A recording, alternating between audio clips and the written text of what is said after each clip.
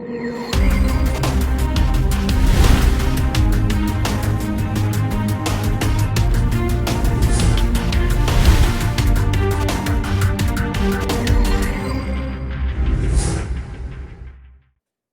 you know what I'm doing right now?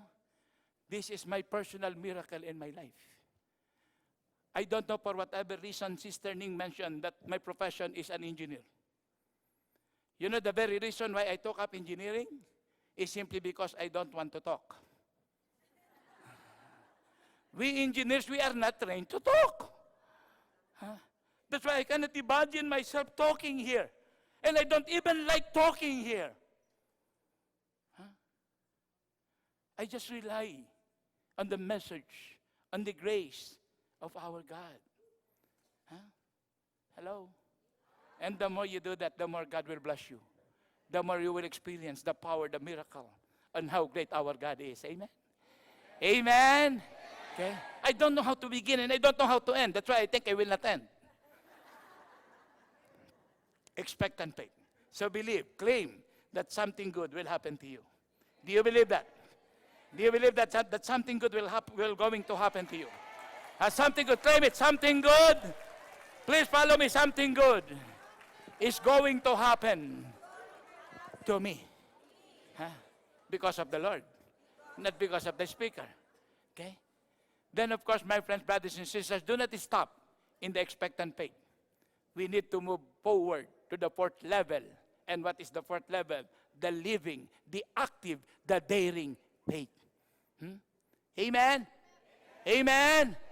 Okay, so that is number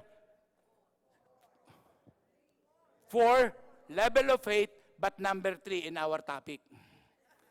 Living in faith, exercising your faith. Now number 4, of course, we need to pray. I will not talk so much about prayer because that will be the next topic. But brothers and sisters, I will just share some passages in the Bible in the Gospel of John. Allow me to read this because this is so beautiful. In the Gospel of John chapter 14, verse 13 and 14. Hello? Are you still with me? Are you still alive? Okay, thank you. Thank you.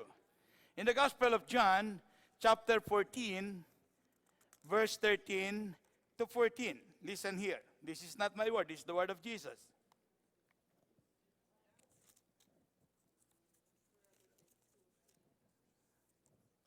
That is a continuation of John 14:12. The John 14:12 is, he said, I solemnly assure you, the man who have faith in me will do the works I do, and even greater things than this. And if you're going to read the verse 13 and verse 14, this is so beautiful. Listen here.